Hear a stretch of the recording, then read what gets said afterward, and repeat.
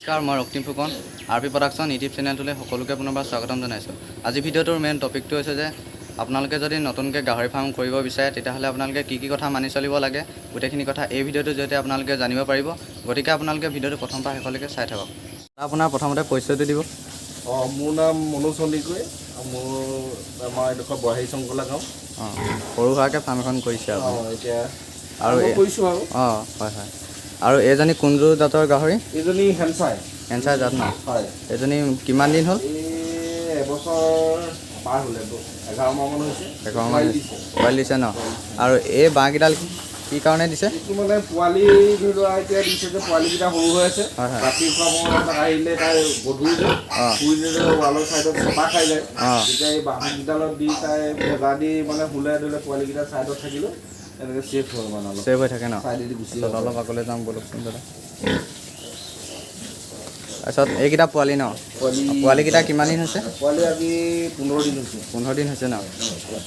এইবিলাক দানা দি থোৱা যে খাই আছে? দানা মানে পানী দি থৈছোঁ, ভিটামিন এনেকৈ তাৰপিছত চব সময়তে গাখীৰ খাবলৈ নিদিয়ে যে মাকে। হয় হয়। আৰু এইপিনে আগলৈ যাওঁ বলকচোন। আৰু এইকেইজনী কোনটো জাতৰ গাহৰি? এইটো য়কচাই আছে। য়কচাই ন? 6 মাহ হৈছে ন? আৰু এইপিনে আছে নহয়? আছে। বলকচোন দাদা।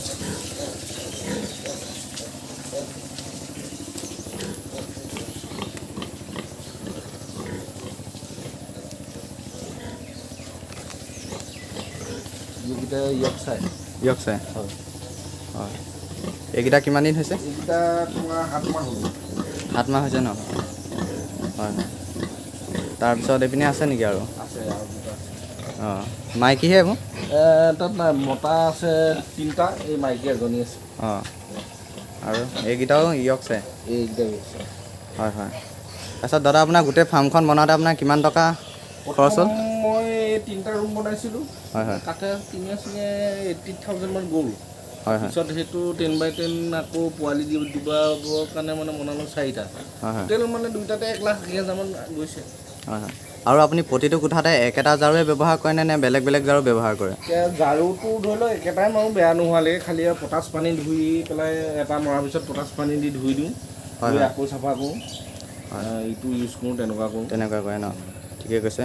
আৰু এটা কথা কওঁ যে আপুনি মানে যদি নতুন কোনোবা গাহৰি পালকে যদি গাহৰি গাহৰি ফাৰ্ম এখন কৰিব বিচাৰে তেতিয়া আপোনাৰ প্ৰথমতে পোৱালি আনোতে কি চাব লাগিব? পোৱালি আনোতে ধৰি লওক তোমাৰ মাকজনীৰ জাতটো কি বা তাইৰ গ্ৰোথটো কেনেকুৱা, পোৱালি তাইৰ প্ৰডাকশ্যন কেইটাকে দিয়ে।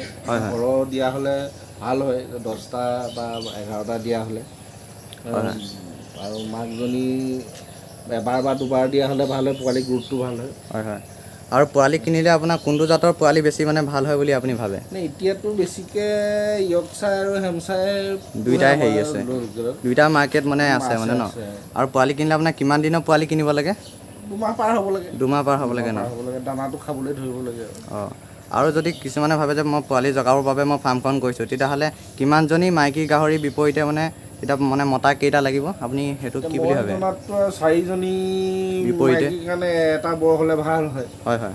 তেতিয়া মানে পোৱালিটো ভাল হয়, স্বাস্থ্য পাতি। আৰু যদি গোটেইখিনি যদি নীতি নিয়ম মানি চলে তেতিয়া 10জনীৰ বিপৰীতে তেতিয়া এটাও চলি যায় ন? আৰু নতুন পালকে এইটো কথা বহুতেই নাজানে, যেতিয়া গাহৰিজনী হিতলৈ আহিব তেতিয়া গাহৰিজনীৰ লক্ষণবোৰ কেনেকুৱা হয়? সেইটো আমি জনা 4 মাহৰ পিছত শীত আহে বুলি কয়। এইজনী এবাৰ আহি গ'ল দানা চানা কম খায় আৰু অলপ উৎপাত কৰে, এইবোৰ গঁৰাল চৰাল মহতিয়াই থাকে। হয় হয়। এনেকুৱাবোৰ কৰে। আৰু লাজুকীয়া গাহৰিবোৰৰ ক্ষেত্ৰত এইটো বেছিকৈ চাব লাগে ন? কিছুমান গম নাপায় বহুতো নতুন পালকে, সেইটোৱে হয় নাই বাৰু? আমি এতিয়া ধৰি লওক কিছুমান কথা ইউটিউব চাই, কিছুমান আগৰ পালকৰ পৰা এনেকৈ শিকি লৈছোঁ আৰু বহুতো নতুন পালকে আৰু এটা ভুল কৰে যে আপোনালোকৰ বজাৰৰ পৰা যদি গাহৰি মাংস আনে তেতিয়া সেই গাহৰি মাংস অনা পলিথিনটোত যিহেতু তেজ লাগি থাকে, সেই পলিথিনটো য'তে ত'তে পেলাই দিব লাগে নে আপোনাৰ মতে কি বুলি ক'ব? একে জেগাত আনি পেলাই একচুৱেলি জ্বলাই দিব লাগে, নহ'লে পলিথিনটো বেনি কৰিছে। হয় হয়। সেইটো ব্যৱহাৰটো বেয়া বুলি। আৰু নহ'লে হাঁহ কুকুৰা গঁৰালত সোমাই পেলাই চৰাই চিৰিকটিও ধৰি লওক বেমাৰ বিয়পিব পাৰে ন? সেইটোৱে আনি কৰি পেলাই দিলে দিগদাৰ হয়। এয়া দেখিবলৈ পালে আপোনালোকে গাহৰিসমূহ, আৰু দাদাই যিখিনি কথা ক'লে গোটেইখিনি কথা যদি আপোনালোকে মানি চলে তেতিয়াহ'লে আপোনালোকে নিশ্চয় উপকৃত হ'ব পাৰিব আৰু ইমানখিনি কথা কোৱাৰ বাবে আপোনাক মই ধন্যবাদ জ্ঞাপন কৰিছোঁ ধন্যবাদ এইটোৰ জৰিয়তে নতুন গাহৰি পালকসকলে কি কথা মানি চলিব লাগে গোটেইখিনি কথা জানিলে বুলি মই আশা কৰিলোঁ আৰু আপোনালোকৰ যদি কিবা সুধিব লগা আছে তেনেহ'লে আপোনালোকে কমেণ্ট বক্সত কমেণ্ট কৰি সুধিব আৰু এই ভিডিঅ'টো চাই যদি আপোনালোকে ভাল পালে তেতিয়াহ'লে প্লিজ লাইক কৰিব যিমান পাৰে শ্বেয়াৰ কৰিব নতুনকৈ যদি মোৰ চেনেললৈ আহিছে তেনেহ'লে ছাবস্ক্ৰাইব কৰিবলৈ নাপাহৰিব যাতে মই যিসমূহ নতুন ভিডিঅ' দি থাকোঁ গোটেইখিনি ভিডিঅ'ৰ আপডেটসমূহ আপোনালোকে পাই থাকে আকৌ এটা নতুন ভিডিঅ' লগ পোৱাৰ আশাৰে আজিলৈ ইমানে বাই বাই